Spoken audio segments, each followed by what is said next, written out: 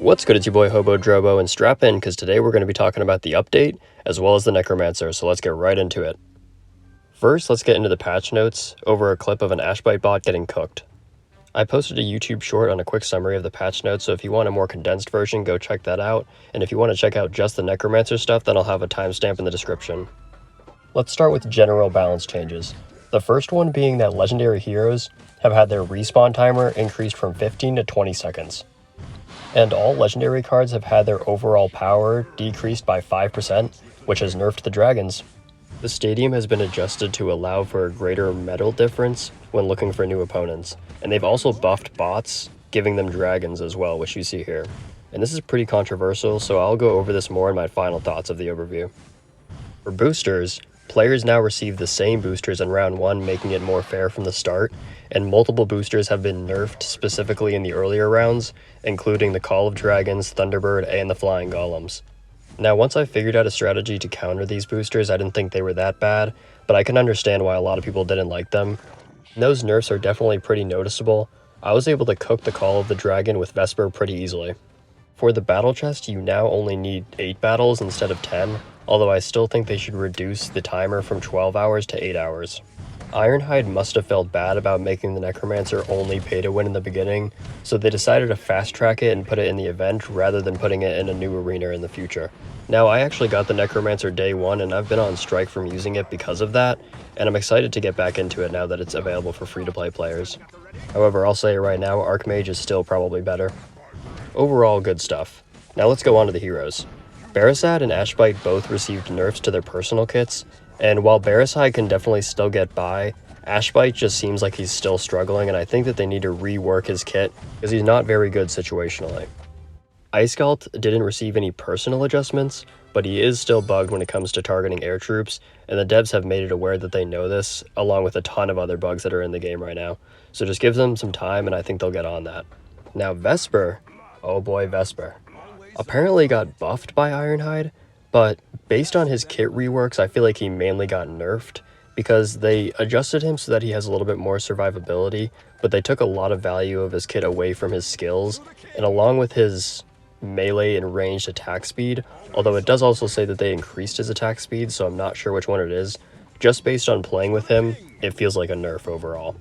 Now Vesper is definitely interesting when it comes to balancing him, because he's one of the only heroes that is a dual threat, and I think that for a game like this, when you need to be situational and have times where you can fend off ground units and then sometimes where you can fend off flying units, Vesper actually comes in really clutch in those situations, which makes him situationally very good even if his stats aren't the best. So he's still decent, and I think he can work on a decent amount of maps. Ingvar got buffs to his kit, while Alaria and Alora got buffs to their respawn time, going from 15 seconds to now 10 seconds, and I think all those changes are very fair. For towers, we saw buffs to Tesla, Battle Mecha, and Sorcerer, and Polymorph now also affects the Necromancer's Death Rider.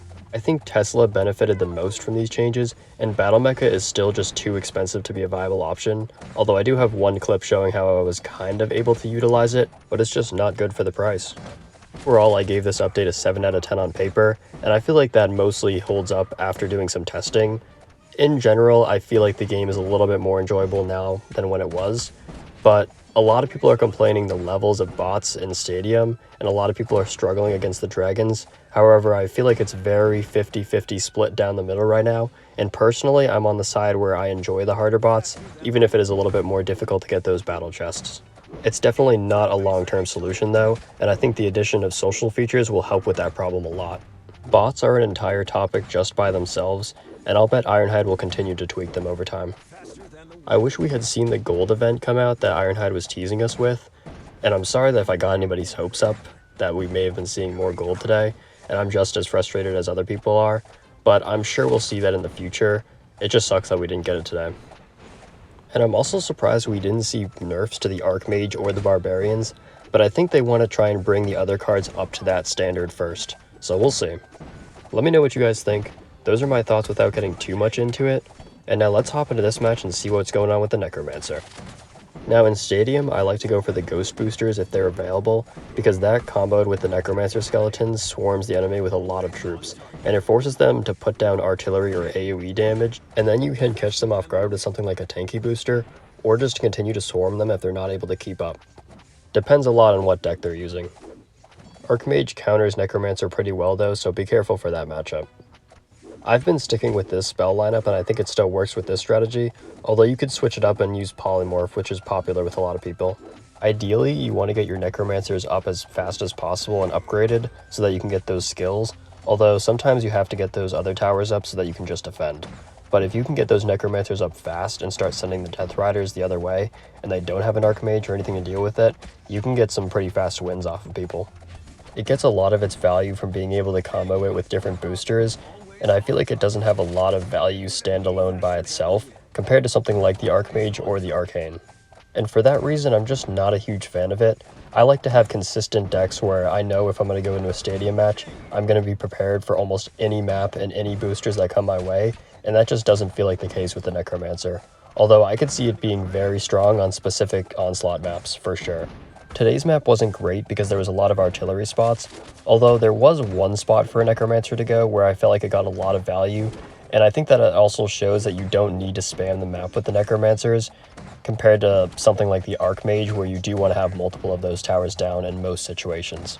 I also just don't feel like it has many synergies to go well with it. As you can see here, I'm just using the normal deck, and I tried over and over and over again to use the Battle Mecha with the Necromancer because I wanted to get really gimmicky today, but it just didn't work, and you'll see at that ending match how I barely slipped by, and I was just like, yeah, it's not worth continuing. So I wouldn't use this strategy, and even though I was able to clutch out a win with Vesper against an Allura on this map, I still think that the Archmage strategy is going to be better moving forward. But the Necro is also new and cool, so you know we had to try it out. Comment down below if you've been able to find any crazy synergies with the Necromancer. I'll bet at the very least it'll become a lot better when they release new cards in the future, probably creating new synergies. Allura is definitely one of the best heroes to use with the Necromancer, just because she's able to slow things down and keep troops in that range where the Necromancer turns things into skeletons, so I bet if I use Allura I'd find more success, and I'll probably try that in the future. I'm not sure about Hacksaw though, and the reason I went with Vesper over Hacksaw here is because I feel like the Necromancer struggles with air troops compared to something like the Archmage. So I just wanted to make sure I was getting that consistent air value when I needed it, and being able to micro Vesper around really helped a lot with that. Which, speaking of, somebody wanted me to confirm what the difference between micro and macro was, and that's a perfect question. In that Dragon Duel video with Castlefan, I accidentally called microing macroing, and so the difference is that your macro is your long-term strategy, where basically it's from round 1 to round 6, how are you preparing for the match and how is your overall strategy going to look, compared to microing, where it's the little adjustments you make during the game, like moving your hero to one spot to another. And shout out to chat for correcting me on that one. Y'all always got my back, and I really want to do better in making sure that I'm getting all the vocabulary right moving forward. If you couldn't tell by now, grammar isn't really my strength. And I'm not great with original ideas, but I definitely know when something's good and bad, and so I feel like I can at least offer that insight in my videos, and I hope that that shows in the commentary. However, a lot of things are subjective, and I'm not always going to be right. But what you can see here is a match against a Barasad player, and I feel like their main problem was that they didn't put any towers at the top left there. And then on top of that, they clearly just didn't get the memo of the patch notes that Barasad wasn't going to carry them, because he was relying way too heavily on Barasad taking out those big swarms at the top left. And so he ends up having a lot of stragglers go through by not paying attention, and if I was going to give this guy any tip, it would be just put some Teslas down in the top left, bro. I shouldn't have had this win over you, but I'll take it, and definitely no excuses when you're playing against Vesper. Let's check out another match, although this time it's against Allura, and I end up losing this one, mainly because my microing for Vesper just isn't perfect, and unfortunately when you are at a hero disadvantage, I feel like you have to be perfect with your micros, like there is no room for failure. And so that's what happens here. I'm pretty sure I end up letting Vesper go down a few times, but it doesn't help that the artilleries are shooting at each other, so there's really not much I can do. We're literally just bombing each other's heroes, and so at that point, it's the towers that are getting most of the damage, and that arcane really helps him out in that boss compared to me over here with just those archer towers. I end up selling that Necromancer and buying another archer tower, but I just couldn't think in the moment fast enough of what to do to kill this boss because it was my first time going against it. Although moving forward, I would make sure to have those archer towers and artillery up as fast as possible because it is a magic resistant boss, making it so that that Necromancer just wasn't doing anything. And while overall the Royal Archers are nice and I think I prefer them over the Musketeers, you could easily swap Musketeers in here for them, and I think that they would work a lot better on this map as well.